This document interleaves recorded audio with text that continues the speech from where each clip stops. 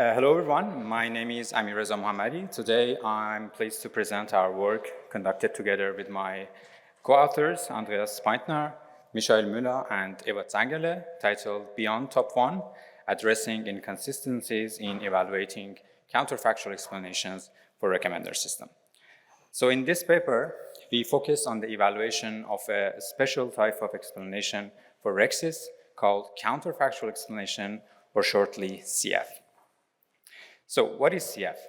A famous case study in CF community is the bank loan example, where we have a client who is looking forward to get a loan from the bank. She provides her data, such as salary, account balance, and employment status. Then she gets to know that her application is unfortunately rejected, so she wants to know why. In this case, a CF model is trained to identify the most important parts of the input data, such that if those parts were changed, the system's output would also change with respect to the decision boundary. The minimal important change in this case could be increasing the account balance with a specific amount. In case of a recommender system, for example, in a music recommender system, a CF model can rank the items in a user's listening history by their importance, where eventually by removing the most important item, we expect the recommendation results to change. Then the question would be how we evaluate such CF models. There are a few known metrics for evaluating CF explainers, among which POS is the most representative. So we'll focus on this metric for this presentation, but the same concept holds for the other metrics too. So how POS works? In simple terms, POS takes the user's history, which is sorted by importance, and counts how many items must be removed. You see items getting removed, and the changes it causes in recommendation. So we keep removing until the top-1 recommendation changes. So the earlier we could change the recommendation is the better, which implies lower values for POS showing better performance. Here we should note that if we test the same explainer on recommenders with different performance levels, say trained for different numbers of epochs, in this case training based on hit rate for 50 epochs, versus the same architecture and training procedure, but for more epochs, optimizing for better hit rate, POS results can vary significantly. Change in the absolute value of CF value is as expected, but we don't expect the relative performance of the CF explainers to change. To better illustrate what we mean by relative performance, let's consider the general view of CF evaluation process.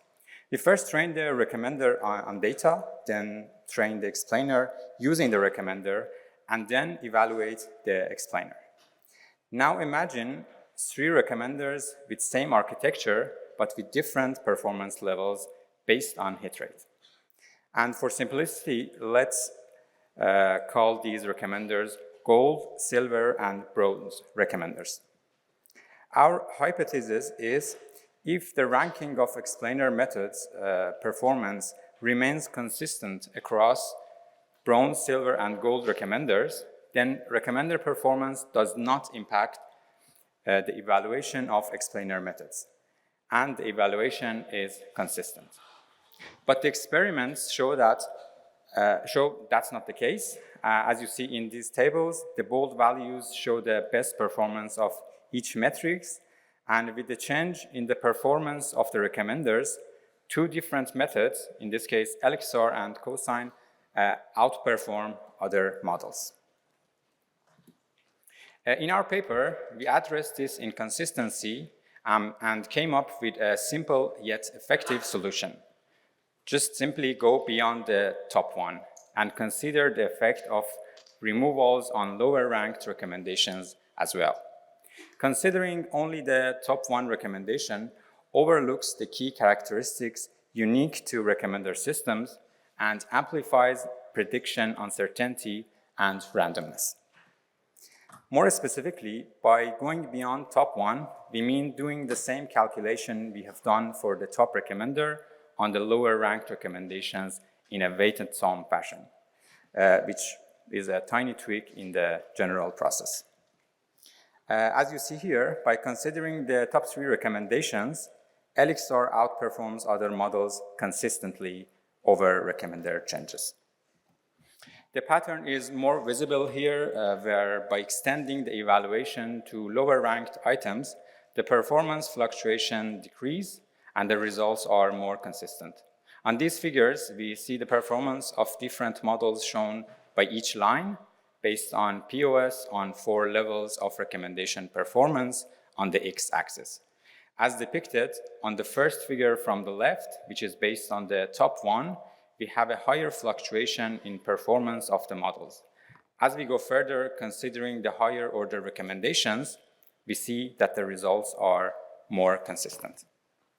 The key takeaway is that considering only the top 1 recommendation in evaluation overlooks key characteristics unique to recommender systems, most notably their inherently ranked outputs.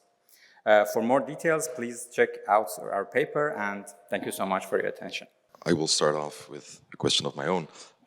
So you're saying to go beyond top 1.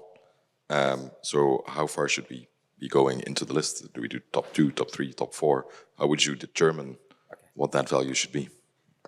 That's a very good question. Actually, the thing is, it depends on the data that you're working on, so it should be somehow optimized for the different data sets. But in our experiments, we have used 3 different data sets, and I think I have a... So this is for the Pinterest data set. That the earlier figure that I showed you was for movie lens. This one is for Pinterest, that we can already see the consistency on top 3. And for example, with Yahoo Music data set, you can just get it with considering the top 2, just trying to remove that randomness out of the general algorithm.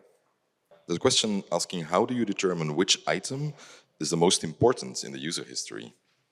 So in this case, we are focused on the evaluation, so we are using different methods.